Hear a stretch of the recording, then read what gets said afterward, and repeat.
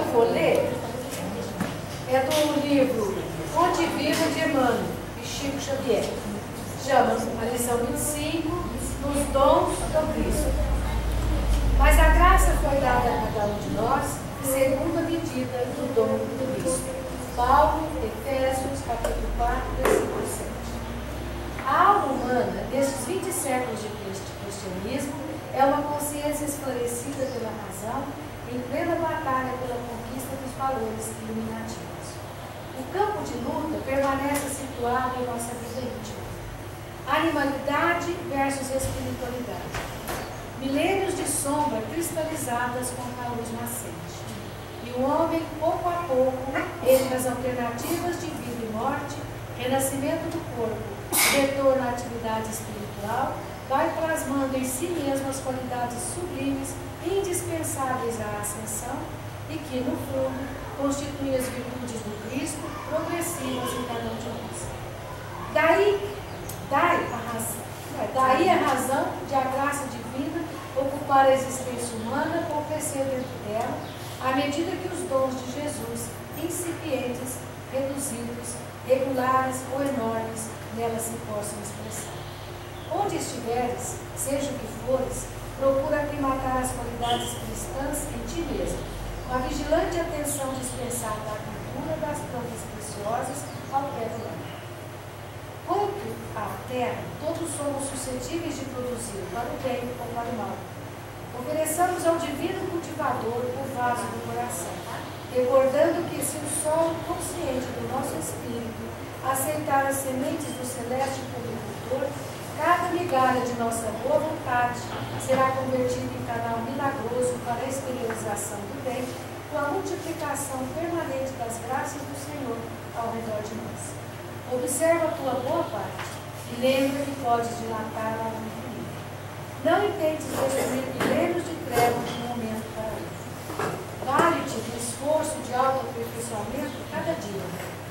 Persiste em aprender com o mestre do amor e da renúncia.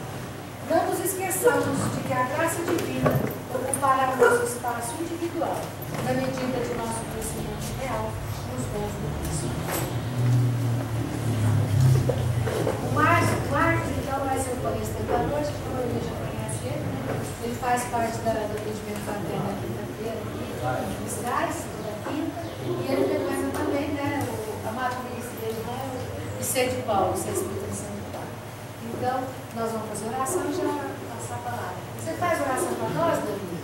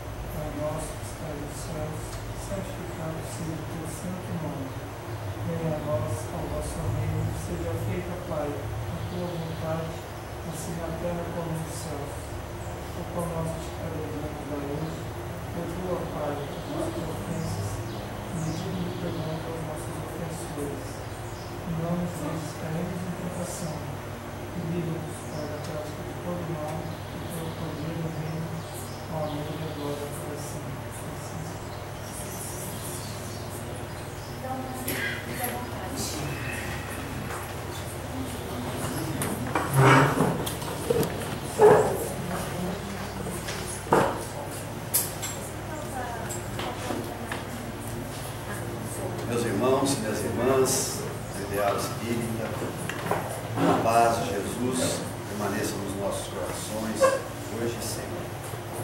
É muita alegria que nós nos encontramos aqui nesta noite, compartilhando com todos vocês, amigos, para o nosso coração, a paz desse instante, a paz desse momento, a alegria de compartilharmos verdadeiramente o ideal cristão.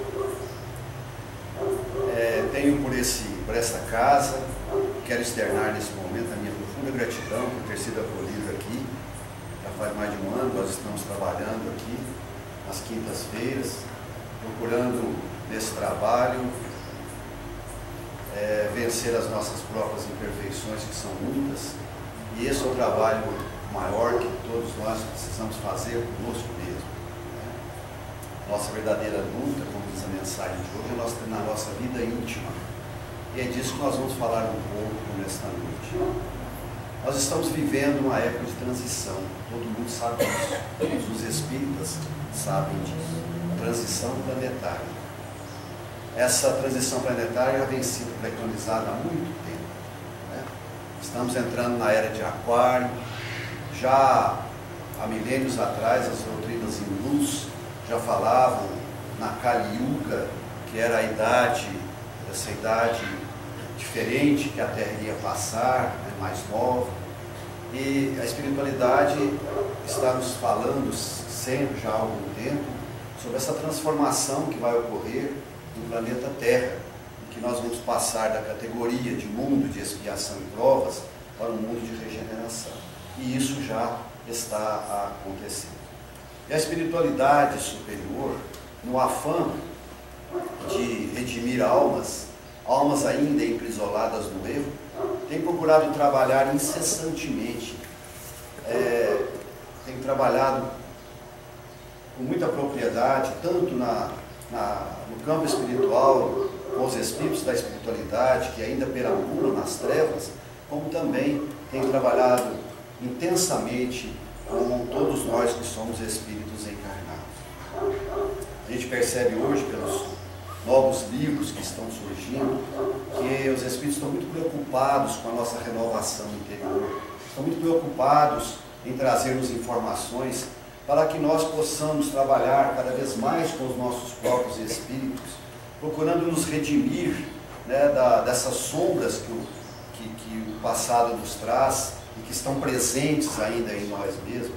Trabalhar no sentido de promovermos a nossa autoiluminação, para que nós possamos assim acompanhar, né, a mudança que estará ocorrendo consubstancialmente no nosso planeta Terra.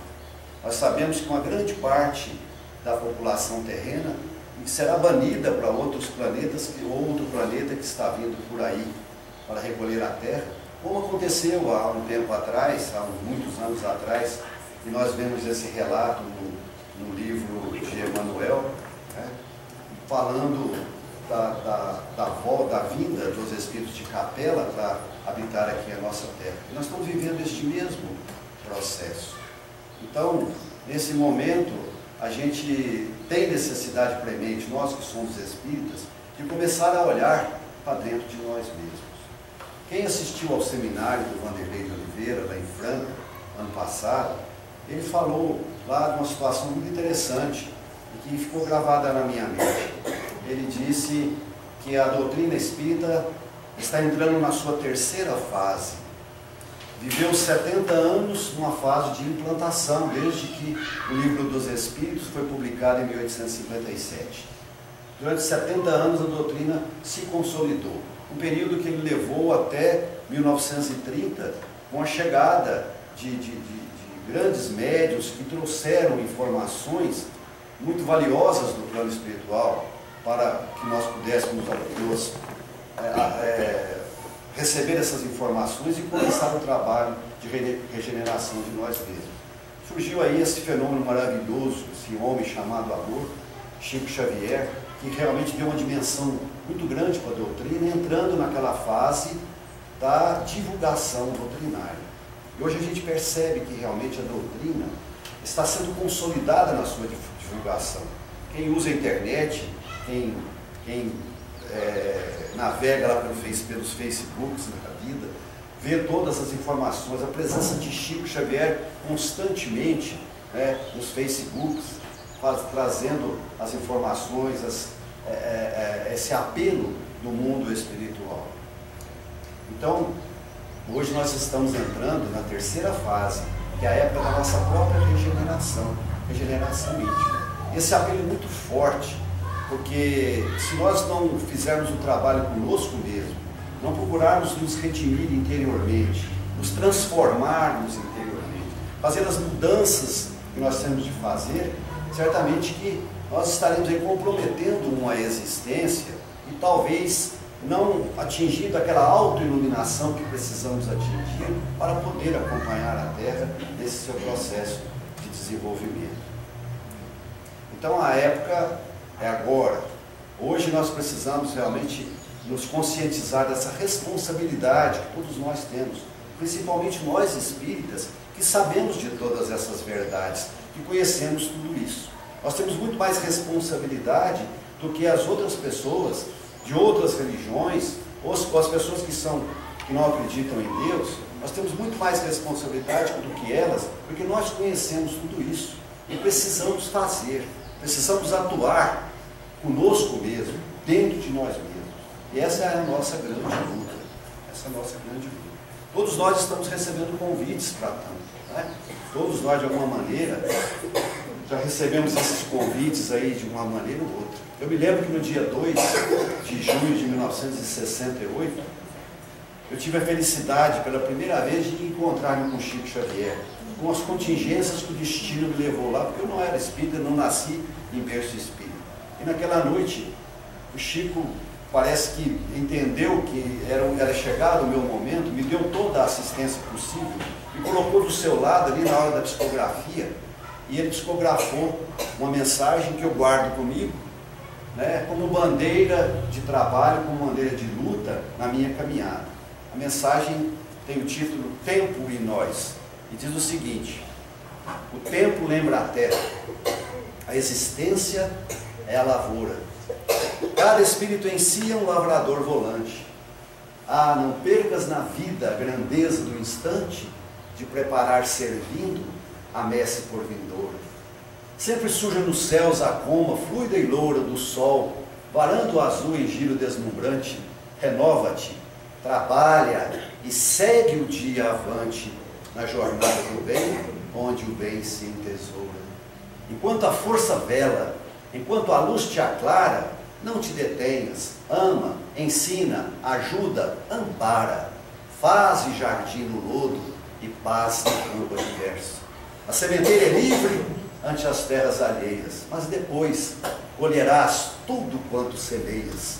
Esta é a lei soberana e augusta do universo. Então, um convite que eu transmito para vocês também nesta noite, né? Convite que a espiritualidade está sempre nos fazendo para que a gente possa ir se melhorando, ir nos tratando intimamente, cuidar de nós mesmos, porque agora nós estamos entrando realmente nessa fase, né? Os espíritas começarem a cuidar de si mesmo. Antes a gente cuidava muito dos outros, né?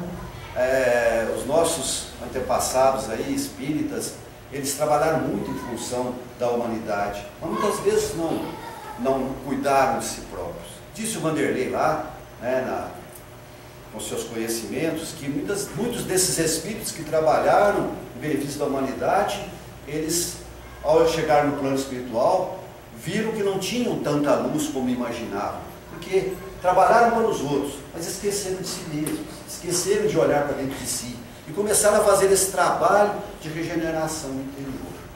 E nós, quando começamos a acostumar com a doutrina espírita, nós estamos de cara com uma frase lapidar, com uma frase fundamental.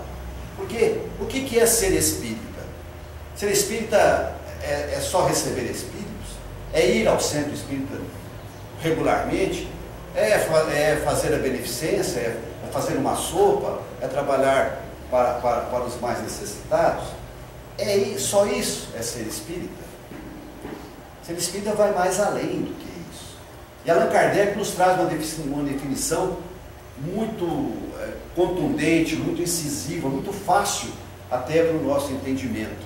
Ele diz lá no Evangelho, segundo o Espiritismo, que foi publicado em 1864, lá na parte que trata do capítulo 6 de Perfeitos, ele disse essa frase, escreveu essa frase: reconhece-se o verdadeiro espírita cristão pela sua transformação moral e pelos esforços que faz para domar suas más inclinações. Essa é a definição de espírita que o Kardec trouxe para nós no Evangelho segundo o Espiritismo.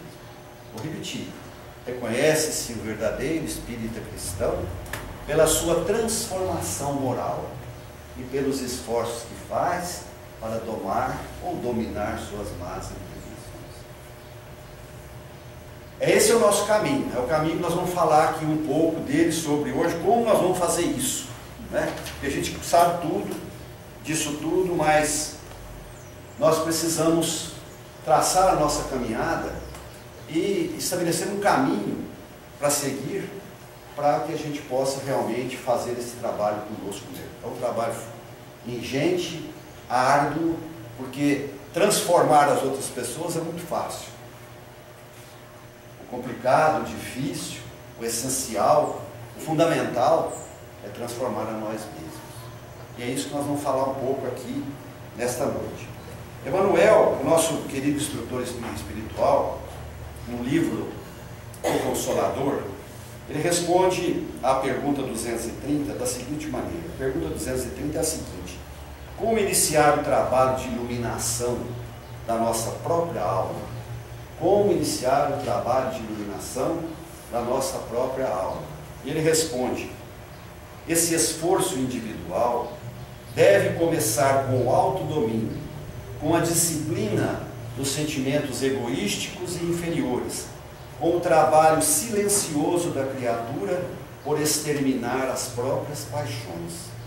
Na reforma definitiva do nosso íntimo, é indispensável o golpe da ação própria, no sentido de modelarmos o nosso santuário interior na sagrada iluminação da vida.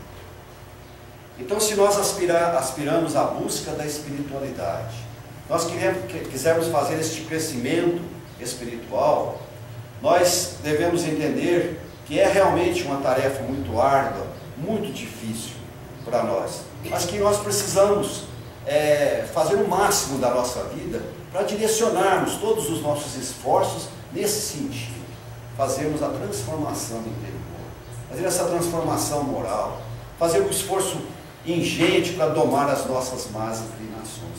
É este o caminho que nós vamos seguir.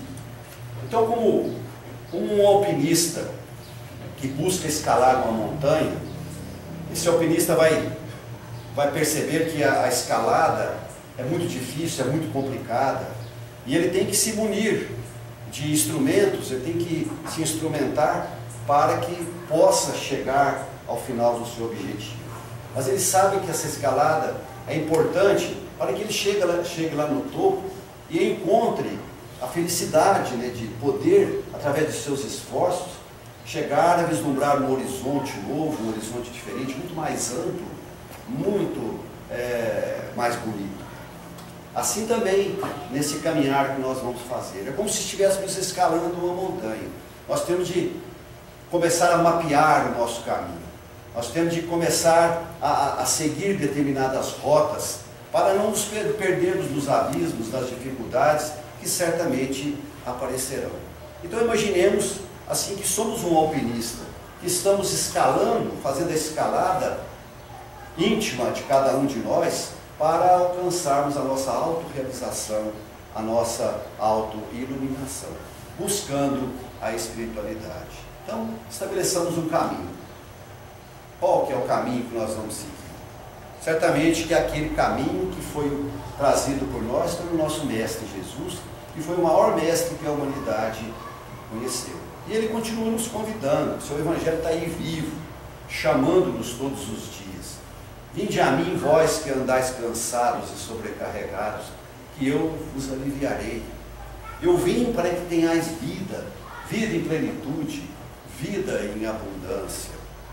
Eu sou o caminho, a verdade e a vida. Ninguém irá ao Pai senão por mim. Então o convite de Jesus está sendo feito todos os dias para nós. Então nós temos de buscar Jesus. Jesus é o nosso roteiro. Temos que seguir o roteiro que Ele nos apresentou para fazer essa grande escalada de renovação íntima.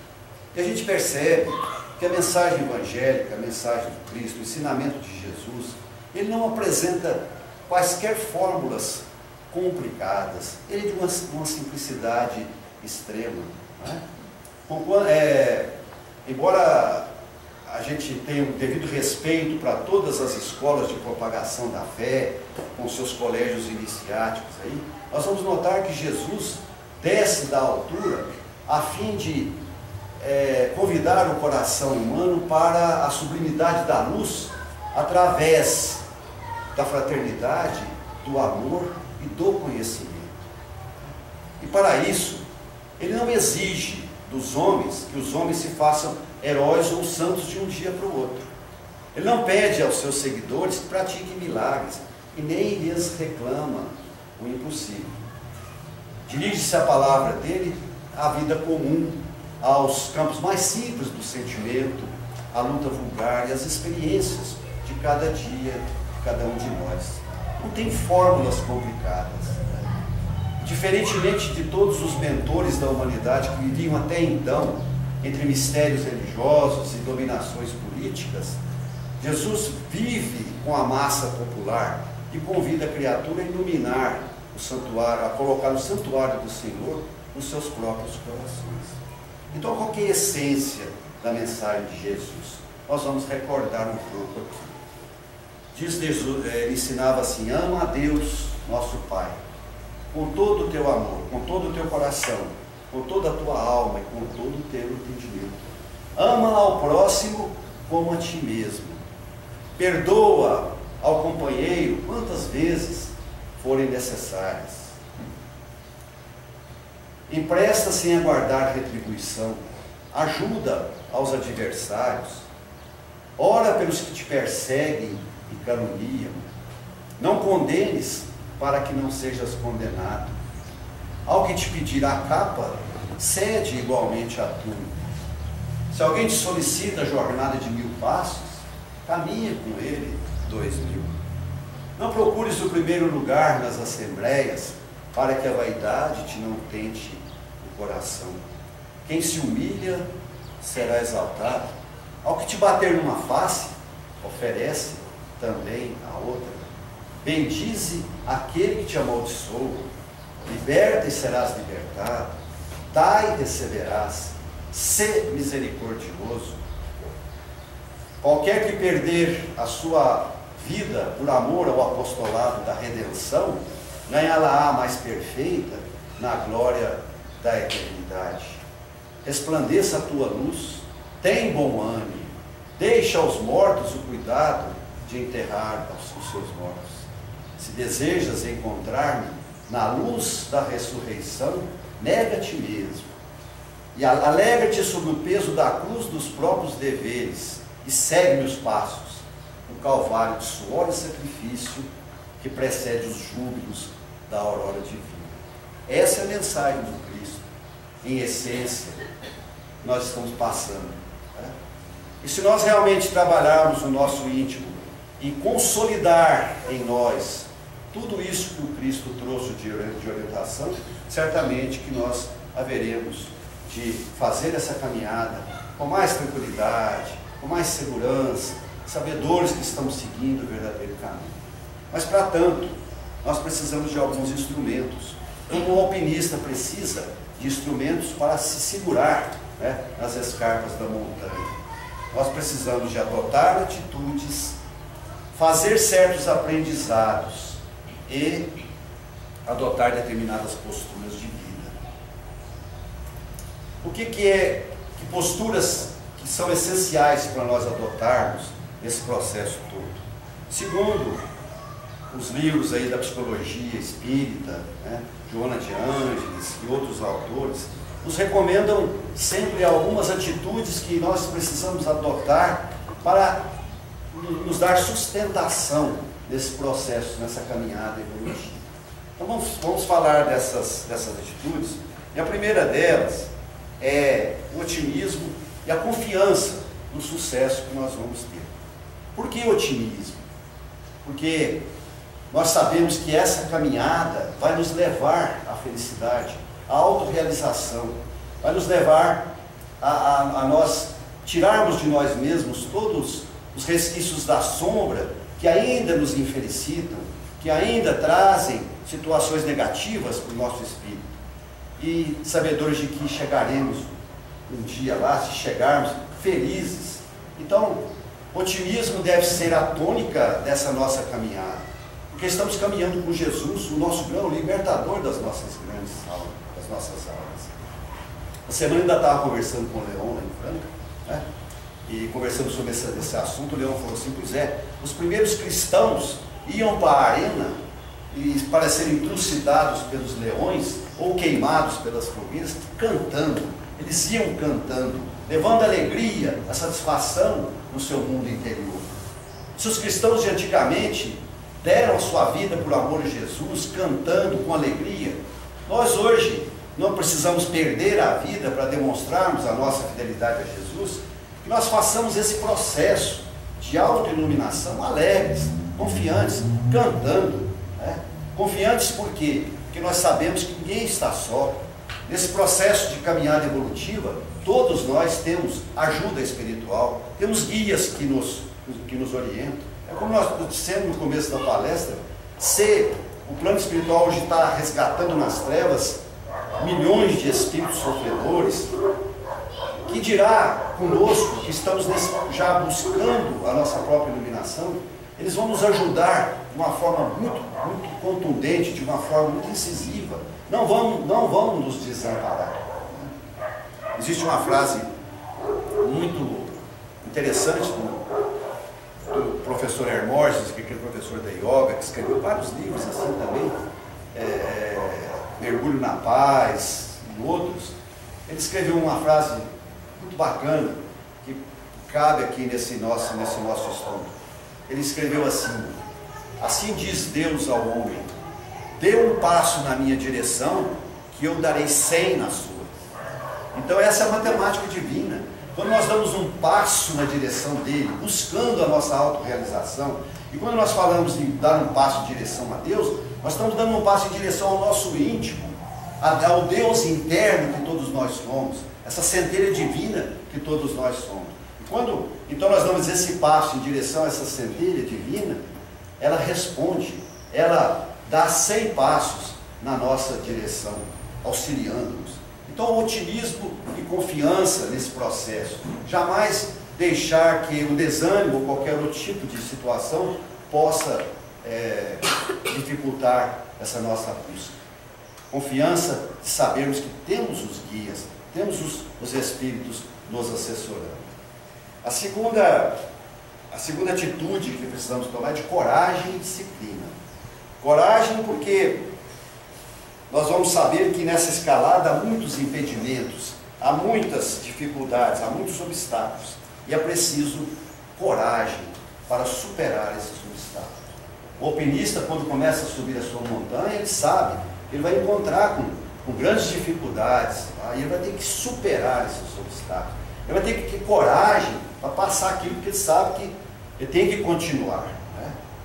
Paulo de Tarso tem uma expressão muito interessante na carta aos Filipenses, quando ele escreve assim: pondo de lado todo o impedimento, corramos com perseverança a carreira que nos está proposta.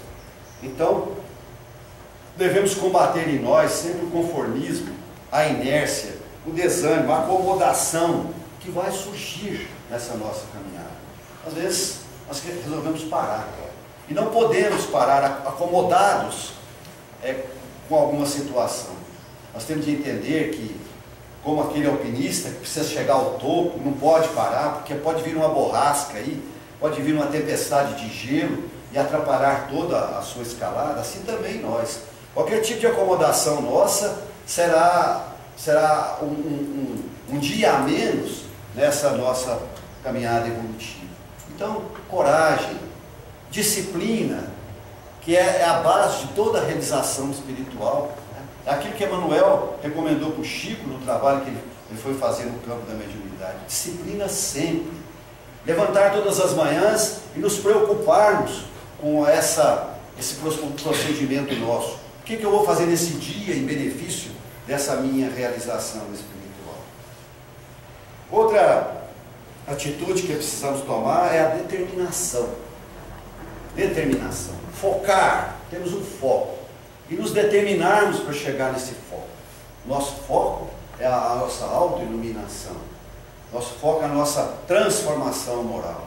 Então, focar nisso. E não desviar esse foco dessa realidade, desse ideal que nós almejamos para nós. Buscar isso sem esmorecimento, sem descanso, né?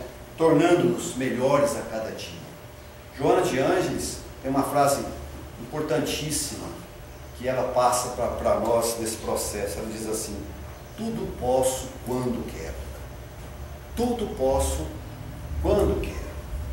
Então, se nós determinarmos a nossa vontade nesse processo, eu quero chegar lá, eu quero alcançar a minha plenitude, eu quero alcançar a minha espiritualidade, certamente que, se tivermos essa vontade, nós podemos chegar lá. E uma outra atitude importante é a perseverança, né? Ou seja, jamais pensar em adiar, deixar para amanhã, deixar para depois.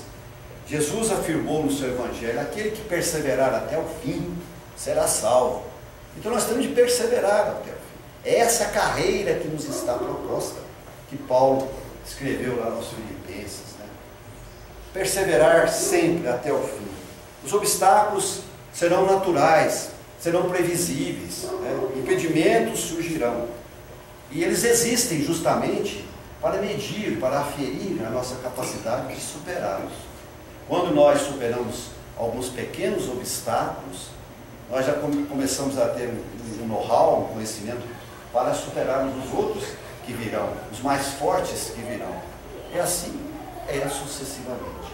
Então nós vamos nos fortalecendo cada vez mais, mas perseverar, jamais esmorecer, porque certamente nós vamos chegar lá, nós vamos alcançar essa autorrealização, a autoiluminação, que é o propósito da nossa existência, para o qual nós estamos aqui. Alguém já ouviu falar em Norman Vincent Peale? Norman Vincent Peale. Esse homem teve muita importância na minha vida, como o Chico Xavier teve. Ele era um ministro protestante nos Estados Unidos, ministro de uma igreja protestante. E ele atendia muitas criaturas lá que vinham procurar a igreja. É o trabalho que a Celinha faz aqui, né? Às vezes as pessoas vêm com seus problemas, com as suas dificuldades, então tem aquele atendimento fraterno. Então ele tinha lá na sua igreja, diferentemente dos outros pastores, né, um trabalho de assistência. As pessoas iam com as suas dificuldades, as suas angústias, as suas doenças interiores. Ele então começava a conversar com essas pessoas e dava-lhes um medicamento espiritual, né? Dava-lhes uma orientação espiritual para que elas pudessem seguir as suas vidas, né? Transformando-se também e procurando curar as suas doenças através do remédio espiritual. Então ele achou que podia escrever um livro e ajudar muitas pessoas, né? Ajudar milhares de pessoas escrevendo um livro. Escreveu um livro fabuloso. E ele levou esse livro para várias editoras e ninguém queria publicar o livro dele. Achava que o livro dele não ia ter sucesso. Ele foi desanimando com aquilo. Ele foi desanimando e chegou a um ponto que ele resolveu até jogar os manuscritos fora. Então a esposa dele falou: não faça isso. Deixa comigo, eu vou tentar, vou conseguir. O seu livro é muito bom e precisa ser publicado. E pela insistência da esposa, ela conseguiu uma editora e publicou um livro que foi um best-seller no mundo todo, vendeu milhares e milhões de exemplares. E eu era adolescente nessa época, eu pude comprar o livro, e esse livro me ajudou muito, principalmente nas horas difíceis de indecisões que assolam a mente de toda pessoa adolescente que está procurando o seu destino. O livro chama-se O Poder do Pensamento Positivo. Vocês vão se lembrar do livro porque, na verdade, ele é muito importante. E ele escreveu outros livros depois, O Poder do Otimismo. Depois veio um terceiro livro que eu guardo com muito carinho, porque é um livro maravilhoso, que chama Mensagens para a Vida Diária, em que ele pega lá versículos da Bíblia. Vocês vão comprar a Bíblia, podiam pegar esse livro também para anotar esses versículos. Ele tira todos os versículos da Bíblia e coloca ali para o nosso entendimento, para que a gente possa utilizar desses versículos em benefício de nós mesmos. Então ele teve perseverança para ir até o fim. Tomás Alva Edison, que todo mundo deve saber quem foi. Tomás Alva Edison foi quem inventou a lâmpada elétrica, né? Inventou a lâmpada elétrica. Depois de inúmeras de inúmeras experiências, os seus seguidores diziam para ele que ele tinha tantos insucessos que ele não desanimava. Eu falei, não posso desanimar, porque os insucessos que eu tive, as experiências que eu fiz e não deram certo, serviram para mim não errar mais, porque eu já sei o caminho que eu não devo palmilhar mais, eu sei que eu tenho que procurar outros caminhos. Foi perseverante, um dos maiores inventores que a humanidade já conheceu, né? Além da lâmpada elétrica, ele inventou centenas de outras coisas. Vocês já viram falar em Helen Keller? Helen Keller. Helen Keller nasceu no estado de Alabama, nos Estados Unidos, em 1880. Desde bebê, os seus pais perceberam que ela era cega, surda e muda.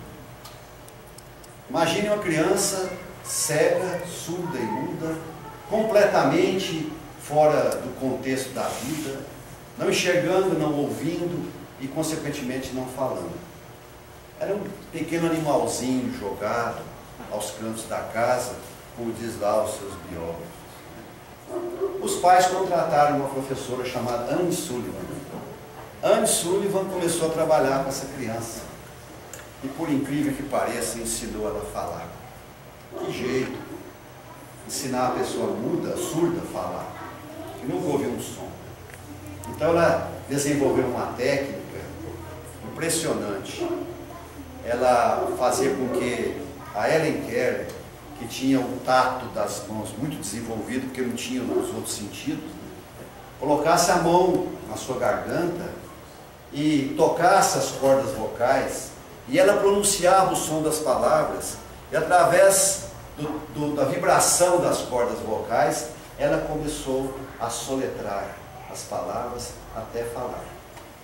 Helen Keller depois estudou Braille, formou-se advogada, foi uma grande ativista feminina, esteve no Brasil em 1920, no Rio de Janeiro, fazendo conferências, fazia conferências, e transformou-se numa das pessoas mais importantes de toda a humanidade.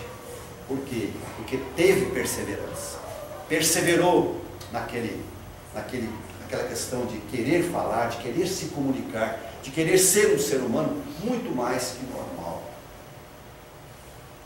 Se alguém quiser ler alguma coisa, é só clicar na internet lá, e tem um artigo dela muito interessante nesse processo que nos ajuda a enxergar melhor a vida. Ela diz lá, por apenas 3 dias, ela escreveu uma carta, por apenas 3 dias, ela queria enxergar por apenas 3 dias. O que ela faria desses 3 dias se ela enxergasse?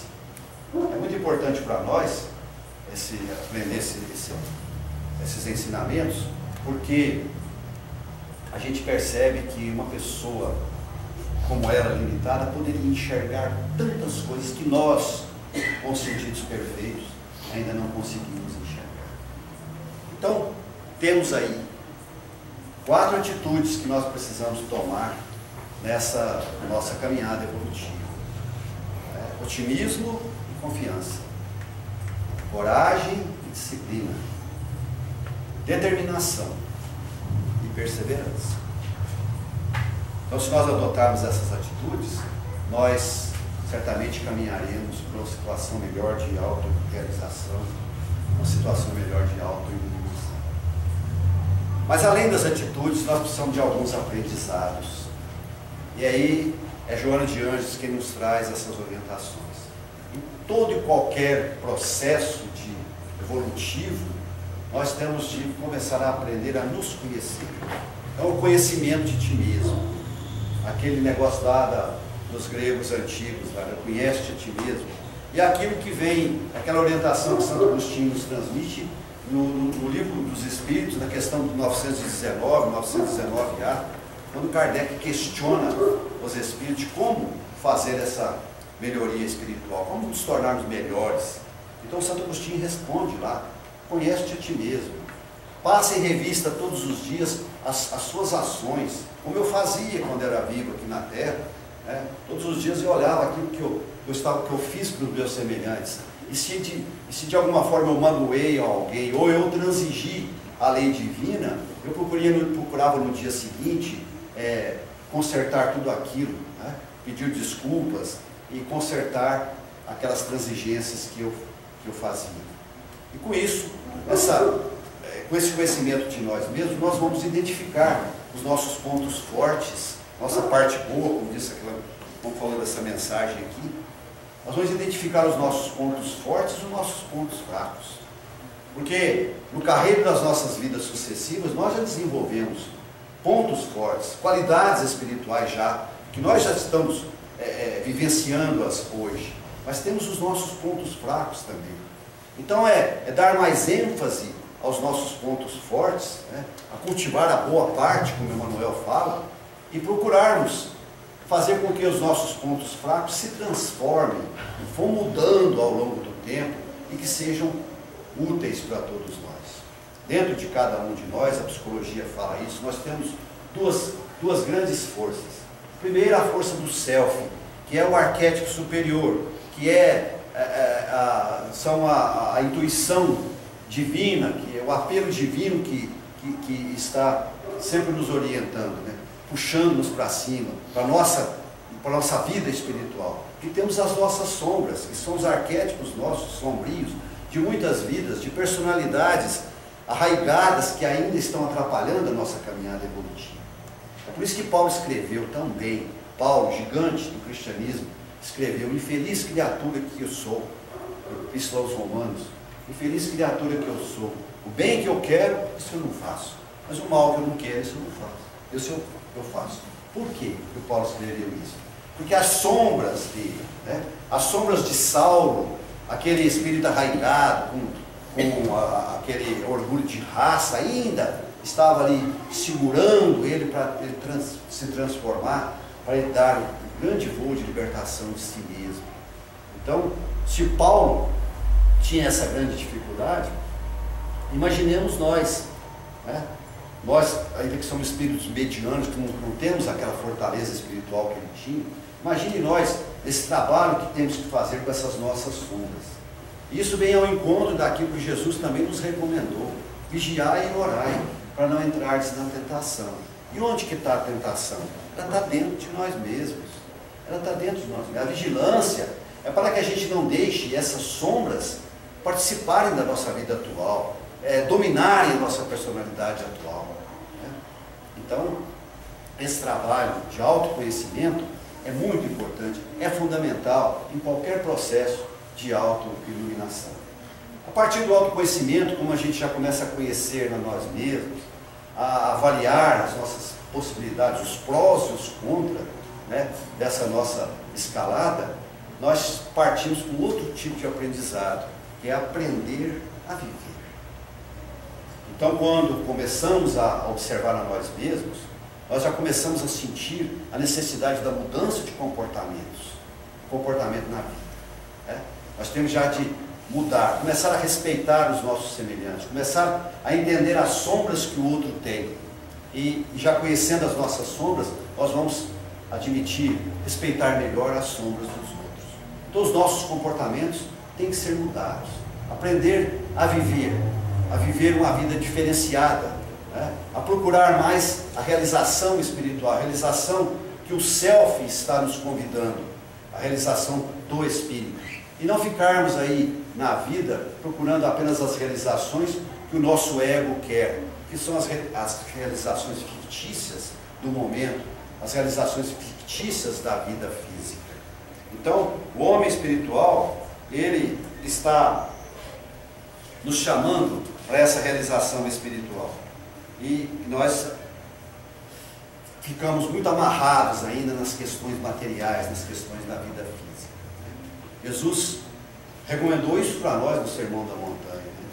Buscai em primeiro lugar o reino de Deus, tudo mais vos será dado por acréscimo. Quando a gente busca o reino de Deus, essa realização espiritual, tudo mais será dado por acréscimo para nós. Aquilo que nós precisamos para viver, nós teremos a sustentação. Né? Quantas pessoas dão-nos esse exemplo? Né? Me lembrei ontem, lá nós temos um trabalho no Vicente Paulo, esse trabalho nós fazemos aqui também na quinta-feira, né, de bate-papo, de ouvir o que os outros têm para falar. Há um tempo atrás foi um moço nos procurar lá, completamente desarvorado, tinha uma família para criar, e não tinha emprego. Não tinha emprego, estava com dificuldade de arrumar emprego, aquela coisa, né? E frequentou lá algum tempo, e a gente começou a conversar sobre isso. Esquece o problema material, entregue a sua ansiedade a Deus, acredite que você vai encontrar o caminho para a sua vida, né? Passou uns tempos lá, nós estávamos numa reunião lá de quinta-feira, chegou um moço e falou: olha, vou falar uma coisa que você não vai acreditar. Arrumei 3 empregos ao mesmo tempo. 3 empregos ao mesmo tempo. Mandou os currículos para vários lugares. Eu fui chamar, falei: agora tem que escolher qual que é o melhor para mim. Então é assim que funciona a coisa, né? A gente, quando procura primeiro o reino de Deus, tudo mais nos será dado por acréscimo. Então aprender a viver é um aprendizado fundamental nessa nossa caminhada. E depois que nós começamos a aprender a viver, a gente começa a desenvolver um outro aprendizado também, que é muito essencial, que não vai nos fortalecer nessa busca iluminativa. É o aprender a ser. Aprender a ser. O que é aprender a ser? Aprender a ser, diz Joana de Ângela, que significa sair da condição de pessoa espelho, que é todo aquele que reflete as conveniências dos outros, para refletir a nossa própria essência, né? Muitas vezes nós somos guiados pelas opiniões dos outros, né? Existe uma expressão aí que as mulheres usam muito, né?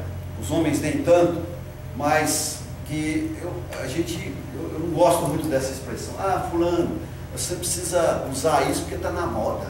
Está na moda, né? O corte de cabelo Chanel está na moda. Então, esse negócio de estar na moda é porque você está dirigindo a sua vida em função dos outros, pela conveniência dos outros.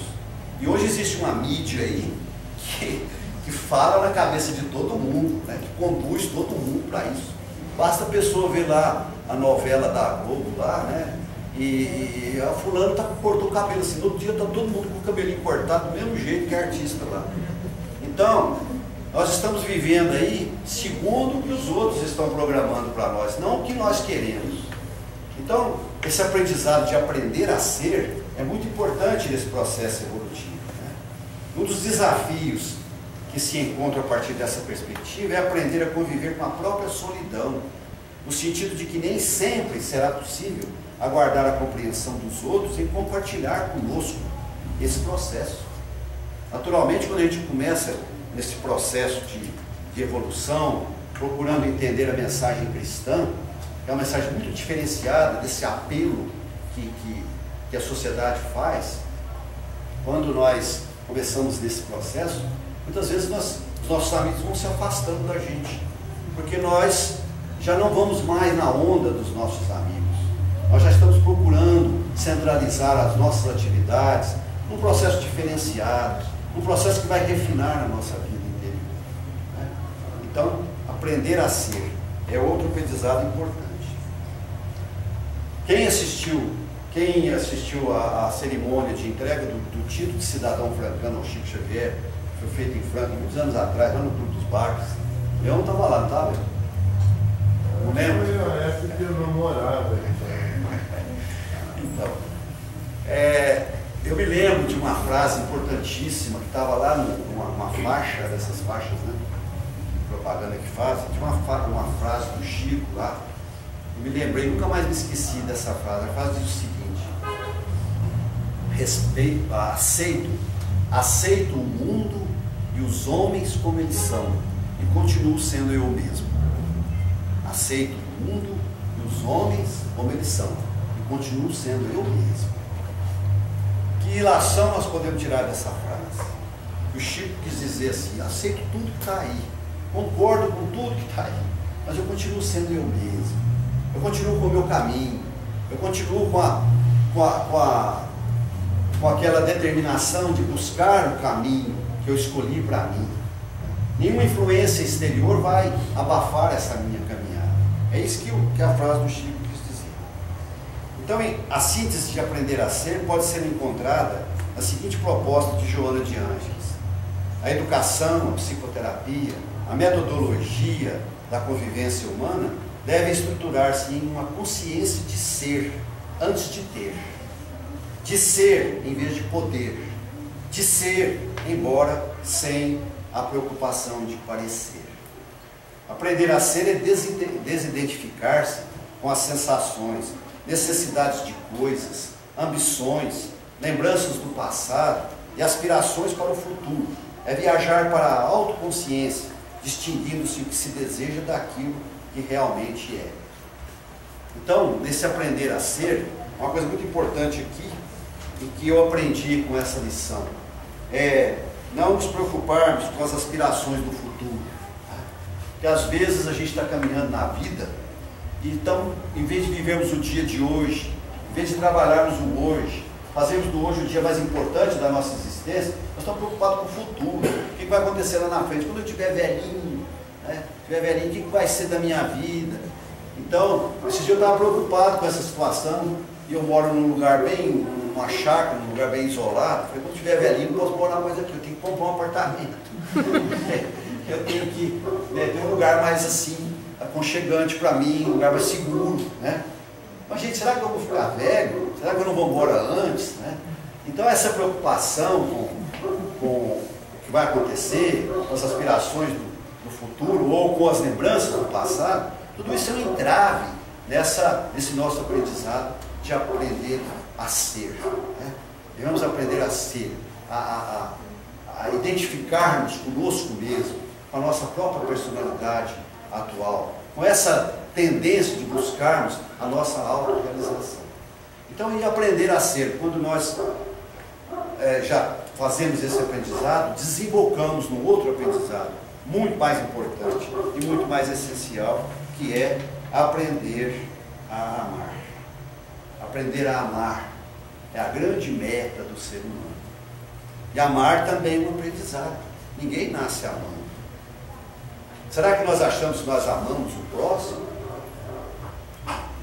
Estamos enganados. Poucos dias atrás me deparei, não está muito longo, a conversa está boa, vamos continuar um pouquinho. Me deparei com uma situação em que eu me vi nessa situação. Que a gente acha que faz caridade, a gente acha que distribui amor, estamos longe disso, eu pelo menos. Talvez vocês já estejam bem na minha frente. Mas fui atender uma moça lá em Franca, que uma pessoa pediu uma assistência, uma moça estava lá com um processo de aborto, queria abortar e tudo, e alguém me ligou e falou, vamos conversar com ela. E fomos conversar com essa moça e realmente tiramos a ideia do aborto dela, ela teve a criança e tal. Então me julguei naquela obrigação de ajudá-la, né, a assisti-la materialmente nos tempos, até ela ter um emprego, aquela coisa toda, né, levar a cesta básica. E uma das últimas cestas básicas que eu fui levar na casa dela, eu vi uma situação muito complicada ali, uma casa muito suja, roupa jogada no chão, um homem dormindo lá na sala, no colchão na sala. E aquilo me deixou muito triste, né? E eu disse para ela assim, olha, é o seguinte, eu quero te ajudar, mas enquanto tivesse bagunça aqui, eu não vou te ajudar não. Aí depois eu saí de lá e falei assim, gente do céu, onde é que eu estou com a cabeça? Não tem nada. Eu tenho que ajudar incondicionalmente, tenho que impor condição. Isso não é caridade, né? Eu não tenho que impor condição, ela pode fazer até a vida que ela tiver. Se eu me achei na obrigação de ajudá-la, eu tenho que ajudá-la, com todo o meu carinho, com todo o meu amor. Então eu percebi que eu estava longe, realmente, de ser aquela pessoa caridosa. E por que isso acontece com todos nós? É porque antes de nós aprendermos a amar o próximo, nós precisamos aprender a amar a nós mesmos. Eu acho que o Cassiano falou sobre isso aqui ontem. Ele falou sobre educação de sentimentos. Nós precisamos começar a aprender a amar a nós mesmos. E amar a nós mesmos é refinar os nossos sentimentos. É procurar adequar os nossos sentimentos a tudo isso que Jesus quis nos explicar, passou para nós. E com esse refinamento de sentimentos, nós vamos aprender desse alto amor. E é sobre isso que fala o livro Escutando Sentimentos, da Irmã Truffaut. Esse trabalho que nós precisamos fazer conosco mesmo, aprender verdadeiramente a amar. Porque quando nós amamos a nós mesmos, nós saberemos amar o próximo. É o que Jesus disse lá: ama o teu próximo como a ti mesmo. E quando nós não soubermos esse alto amor, tivermos praticado esse alto amor, dificilmente nós amaremos o próximo como nós precisamos amar. Então, o alto amor não é treinar o pensamento para beneficiar a si, mas educar o sentimento para escutar Deus em nós, descobrir nosso valor pessoal na obra da criação. Escutemos a alma e suas manifestações no coração. Celebremos a experiência de amarmos tanto quanto merecemos. Para finalizar a nossa palestra de hoje, eu tinha tanta coisa para falar, o tempo está pequeno. Esse tema aqui é um seminário, né? Porque é tanta coisa, a gente vai trazendo para a nossa cabeça e a gente vê que podia falar muita coisa aqui, só estender mais. Mas quero deixar aqui, acho que ainda dá tempinho, quero passar aqui uma poesia para vocês, que eu aprendi, tirei da internet esses dias, não deu tempo de decorar. Mas achei muito bacana para falar sobre essas atitudes que nós devemos tomar, né? Do otimismo, da confiança, da coragem, da disciplina, da determinação, da perseverança. É uma poesia de um poeta uruguaio chamado Mário Benedetti. Esse dia eu recebi um e-mail, achei lindo essa poesia. Vou passar para vocês. Chama Não Te Rendas.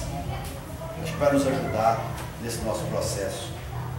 Não te rendas, ainda há tempo para voltar e começar de novo. Aceitar tuas sombras, enterrar teus medos, soltar o lastro, retomar o voo. Não te rendas, pois a vida é isso. Continuar a viagem, perseguir os sonhos, destravar o tempo, percorrer os escombros e desvelar o céu. Não te rendas, por favor, não desistas. Ainda que o frio queime, o medo morda e o sol se esconda, ainda que se cale o vento, ainda alume na tua alma a vida dos teus sonhos. Não te rendas, pois a vida é tua. Porque não há ferida que o tempo não cure, abrir as portas, livrá-las das trancas, abandonar as muralhas que te protegeram, viver a vida e aceitar o desafio. Recuperar o riso, arriscar uma canção, baixar a guarda e estender as mãos, estender as asas e tentar de novo celebrar a vida e retomar o céu. Não te rendas, por favor, não desistas. Ainda que o frio queime, o medo morda e o sol se esconda, ainda que se cale o vento, ainda há fogo na tua alma e vida nos teus sonhos. Porque cada dia é um novo começo, porque esta é a hora e o melhor momento, porque não estás só, alguém está velando por ti. E para finalizar, apenas só para a gente falar um pouquinho aqui, que é possível fazer essa transformação. O Evangelho nos conta a história de uma das mais vibrantes transformações que nós conhecemos. Ela nasceu de um encontro memorável, o encontro de Jesus com Zaqueu. Essa é uma história muito interessante que o Evangelho nos conta, porque Zaqueu parecia um homem parecido conosco, pelo menos no seu problema emocional. A história se passa na cidade de Jericó, onde Zaqueu vivia e exercia o cargo de chefe de cobradores de impostos. Jesus estava de passagem pela cidade e todos queriam conhecê-lo, em razão das notícias que se espalhavam por toda a região a respeito das suas pregações e curas. Zaqueu tinha um sério problema de consciência. Além disso, ele não era querido pelos moradores de Jericó. É possível extrair dessa história que Zaqueu não era justo na coleta de impostos, exorbitando cobranças e confiscando bens povo, erguidos com muito suor e muito sacrifício. Zaqueu era rico, mas não era feliz. Tinha poder, porém era odiado. Tinha dinheiro, contudo não tinha paz.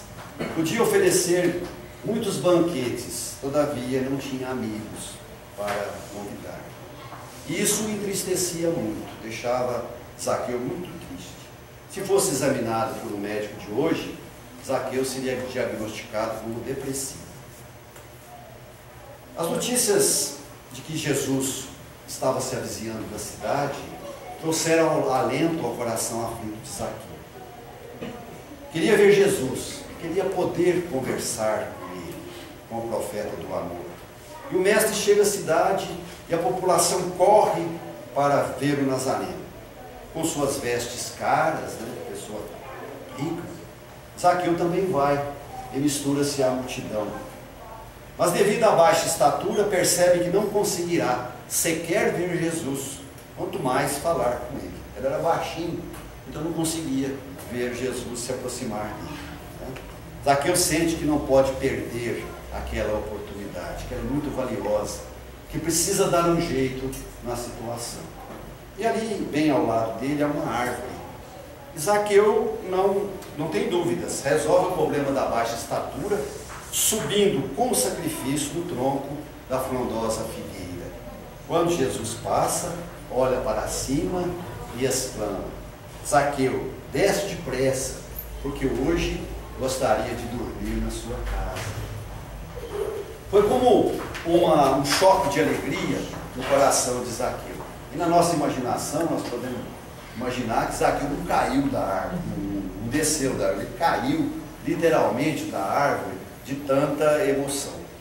Horas depois, quando Jesus se aproxima da casa dele, algumas pessoas comentavam alto e bom som que Jesus se hospedaria naquela noite na casa de um pecador. Aquilo fere profundamente o coração já sangrando de Zaqueu. E ouvindo as acusações, o cobrador de impostos expressa a Jesus: Senhor, eis que dou aos pobres a metade dos meus bens, e se algo subtrair de alguém, o restituo quadruplicado. Eis que dou a metade dos meus bens para os pobres, e se algo subtrair de alguém, eu vou devolver 4 vezes mais. Para o mestre Jesus, Jesus demonstrou profundo contentamento com a atitude de Zaqueu, dizendo que com aquele gesto ele estaria salvo. Para o mestre Jesus, o mais sábio de todos os tempos, as atitudes positivas de Zaqueu trouxeram-lhe a salvação. Mas Zaqueu foi salvo de quê? Foi salvo do egoísmo, da depressão, de uma consciência atormentada pelos equívocos, foi salvo de uma vida profundamente infeliz. Zaqueu não foi salvo por meras intenções, desejos, vontades. Foi salvo por atitudes. As atitudes que nós também precisamos tomar para sermos salvos. Quais as atitudes que Zaqueu tomou? Vamos analisar. Primeiro, Zaqueu foi à praça para ver Jesus. Ele saiu de casa, saiu da cama, tirou o pijama, deixou o orgulho de pertencer a uma classe rica e misturou-se ao povo. Quantas vezes nós queremos uma vida venturosa para nós espiritualmente e nem nos damos ao trabalho de sair de casa, sair de nós mesmos, abandonar nossa tristeza e ir à praça para ver como Zaqueu viu tanta gente sofrida, tantas pessoas que apesar da dor jamais perderam a esperança em dias melhores. A postura decisiva de Zaqueu foi a de subir na árvore. Era um gesto incomum para uma pessoa de alta classe social, rico, bem vestido, com destaque social. Ele demonstrou com esse gesto que para sairmos do caos que nós vivemos, precisamos de atitudes novas, criativas, ousadas. Precisamos sair da mesmice e demonstrar muita firmeza. Zaqueu precisou de muita coragem para subir na árvore. A mesma coragem que nos falta para pular a fogueira dos nossos sofrimentos. Mas Zaqueu não ficou apenas na árvore. Quando Jesus disse que gostaria de dormir na sua casa, Zaqueu desce da árvore. Ele poderia ficar indeciso, com medo de receber no seu lar um profeta estranho, um homem desconhecido, e tido por muitos como perigoso, como revolucionário. Poderia hesitar naquele momento. Nós também precisamos descer da árvore da indecisão, quebrar os galhos do medo que nos prendem a situações que nada mais representam de bom em nossa vida. Quebrar as nossas amarras com o passado. Quantas vezes recebemos o chamado para uma vida melhor, conhecemos livros com elevadas mensagens espirituais, tomamos contato com os ensinamentos de grandes mestres e, no entanto, permanecemos em cima da árvore. Não descemos para tomar atitudes. Não descemos para abrir nossa casa interior, a fim de que as verdades eternas do Espírito penetrem nossa alma. Quando o cobrador de impostos desce da figueira, ele já era outro homem. Subiu um, desceu outro, completamente diferente. Zaqueu, no entanto, foi além. Diante da consciência atormentada, ele percebe que não pode continuar a ser o mesmo homem. Não pode continuar roubando o povo. Não pode continuar a conviver em paz com pessoas a quem prejudicou, sem que repare o seu erro. Ele partilha seus bens com os mais pobres e restitui em quádruplo a todos aqueles a quem prejudicou. Também não podemos continuar repetindo os mesmos comportamentos que nos geraram tanto sofrimento. A salvação somente virá para nós com a nossa mudança, com a força das nossas atitudes benevolentes, com a coragem de nosso caráter, com a perseverança de nossa alma, com a alegria de nosso espírito e com o calor do nosso coração. Gostaria que você, que está aqui hoje, também se sentisse em Jericó, à espera de Jesus. Por certo, o seu coração também está aflito. Você também anseia por uma vida plena de amor e paz. Mas esse encontro tem uma condição. Você também precisa subir na árvore da transformação. Agora é a hora, não mais amanhã, semana que vem, depois das férias. Hoje é o único tempo que existe, pois a vida não tem replay. Não se sabe se Jesus retornou algum dia a Jericó. Aquela foi a hora decisiva para Zaqueu, como agora é a hora de cada um de nós. Muita paz.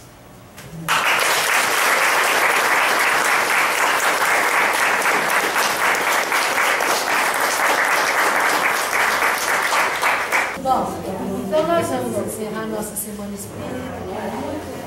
Também estou sentindo saudade já dessa semana.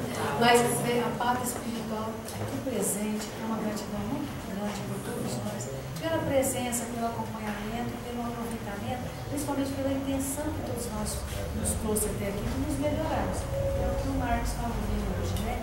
Então, vamos fazer conexão com esses queridos mentores que nos incentivam, apoie qualquer gesto nosso, por pequeno que seja, para que a gente cresça, cresça e cresça.